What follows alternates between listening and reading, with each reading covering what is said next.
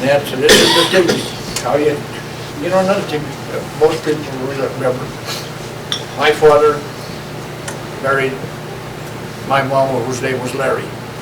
Everybody married Irish that was Irish, everybody was English, married English, right down the line. How things have changed with World War II. My oldest sister married Andy Kiawa, who was Polish. I married Evelyn Ozanis, who was a Croatian. And my younger sister married Jim Jacobson, who was a Swede.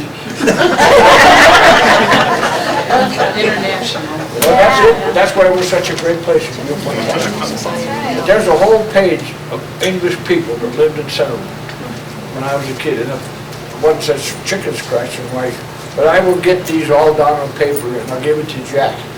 And then he can have copies made, and then you'll see how many people. That's why Centerville was, there were more English and Irish in Centerville than any place in the city of Butte. They were all there.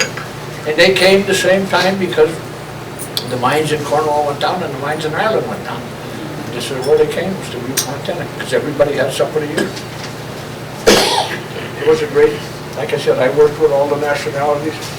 Bill Pierce there was our payroll clerk, he was our clerk. Jack was a cementman. Lee down there, he worked on the construction, he was an oiler in Vivian, and then he was later in the shovels in the pit. So, you know, most of the guys, Bob was an electrician. But, like I say, it's still a great place. I'm sure glad you asked me to come. Thank you. Thank you. Good, John. I've often said it's too bad the world couldn't use Butte as a pattern for getting along. You're talking about Northern Ireland, Southern Ireland, Croatia. Why can't everybody be like Butte?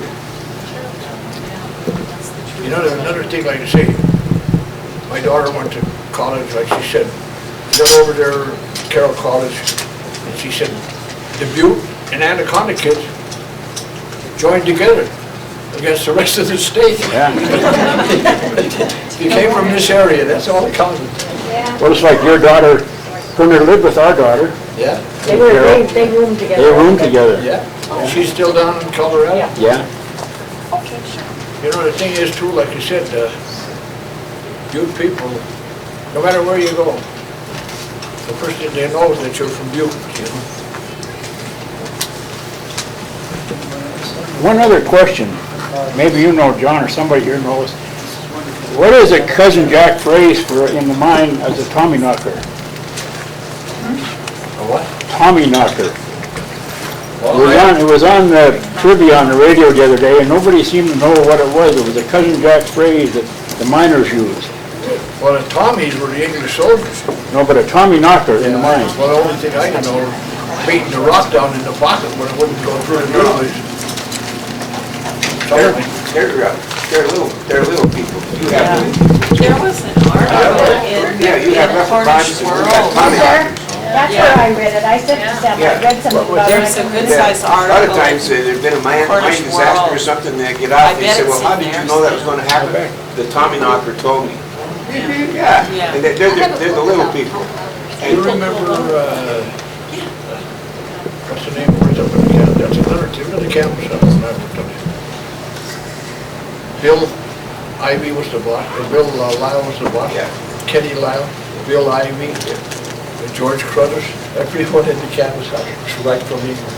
But Kenny Lyle, they were all, the little Tommy, anyway, he was a little bit of an Englishman. He told me one day, he said, you know, he said, John, he said, I had a fight last night. I said, you did? He said, yeah. How'd you do?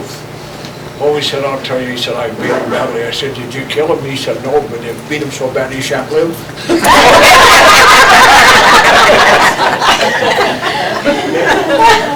I used to like to go to Centerville with my grandmother because she'd take me down to Dan Harrington's meat market. And, you know, he'd reach in the counter and he'd get the nice weenie, you know, and hand it to me. Every time, never missed. It's such a very good weenie, you know. You go home, eat the weenie. And he used to always say to you, you got a cap? Oh, sure. Give me the liver. The cap, my foot. Good eye, Jill.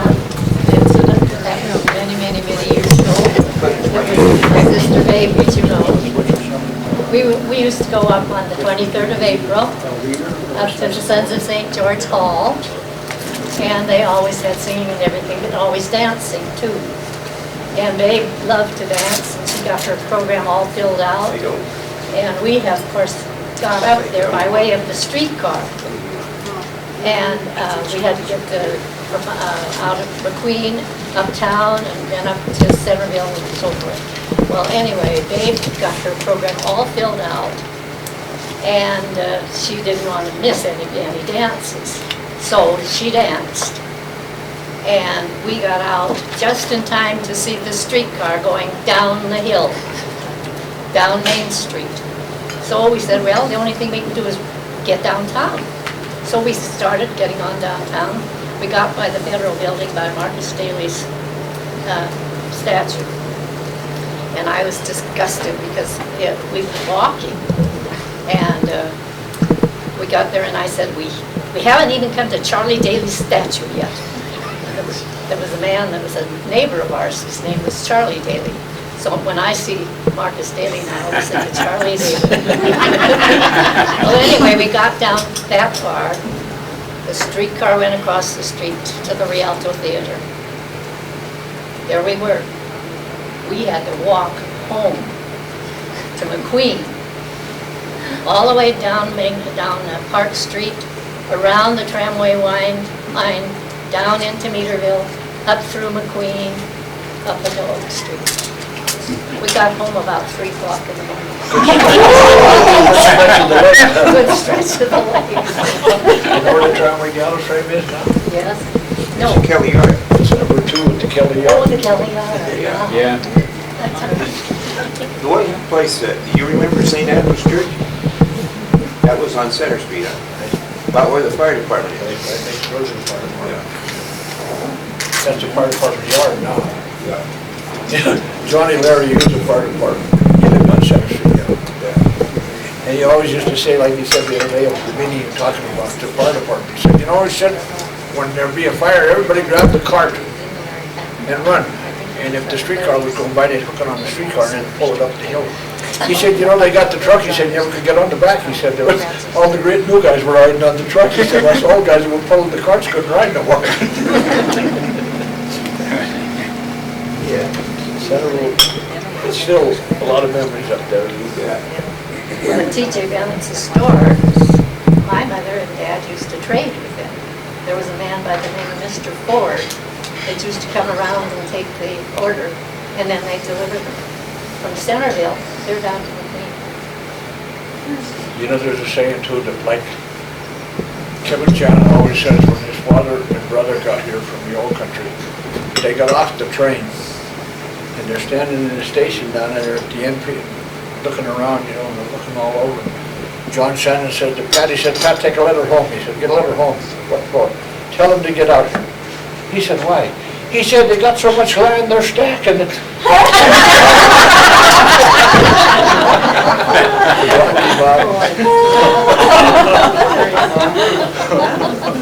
Some happens, people. John. I lived across the street from Big Jim O'Donnell had it. And they had a secret panel in their pantry. So when people would come to the house with their bottles or to get a bottle, Mrs. O'Donnell used to go in and she'd lift up this wall, and in behind it was the liquor. And she'd fill their bottles, put it back down. So when they advertised the bed and board, I went up there to look at it, and I said to them, there's a secret wall out there, and they looked at me. They admitted there was one, and they didn't know what it was all about, because they ripped it out and did some remodeling. But that was a bootleg house. $1 a bottle. I can remember people coming in to be over there playing with Mary, and these fellows would come at $1 for a little pint of liquor. This is Casey, where's the boat? They're trying to bring all of them.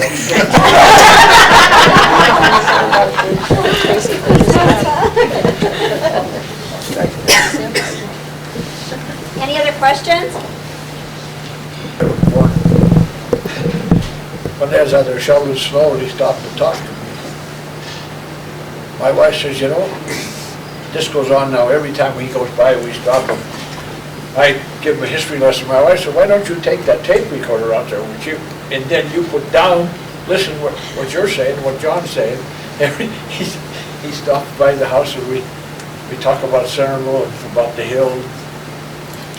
But you know, it's, the only thing I ever regretted of what happened in Centerville was right next door to me was a family by the name of Ivesons. They were right from London. That two boys, Jimmy Ives and Art Ives, and their sister's name was Doris. I grew up with them, right? World War II started.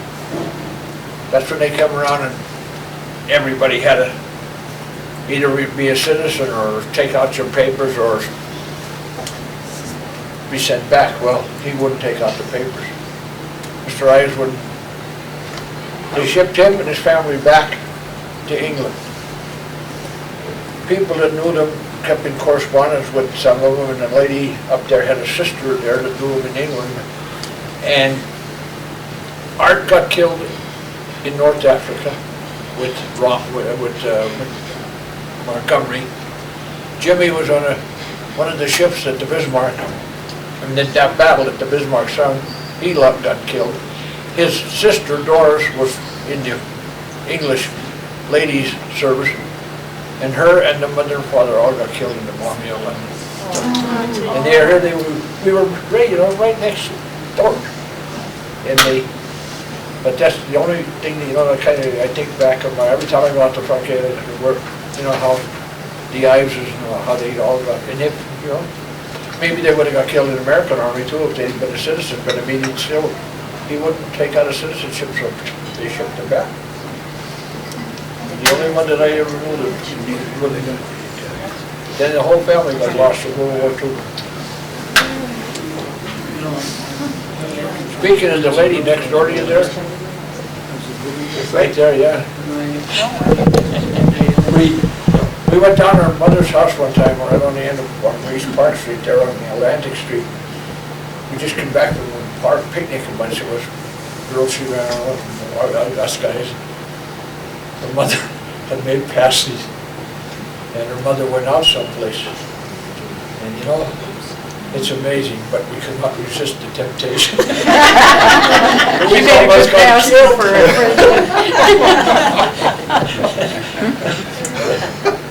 He's done pretty good with the cakes, too. Oh, yeah, well, we did. In the old days, was eat We the had horse and fun chase the rider. that summer. I just have some pictures here that when my dad passed on, he had tons of pictures, and of course he didn't write on the back of them. It's basketball players from Sherman Grade School, and I just brought them to see if John could identify some of them. Looking at this picture, I got to say this because when we were kids, St. Lawrence's was St. Lawrence's, and the Blaine was the English school. That was it. The people for me, they were the Blaine school. St. Lawrence's school burned down in 1936. And the 4 upper grades went to the Sherman and the 4 lower grades went to the Blaine. And we went from February till that following May, we went in May till the end of school, we went to them 2 schools.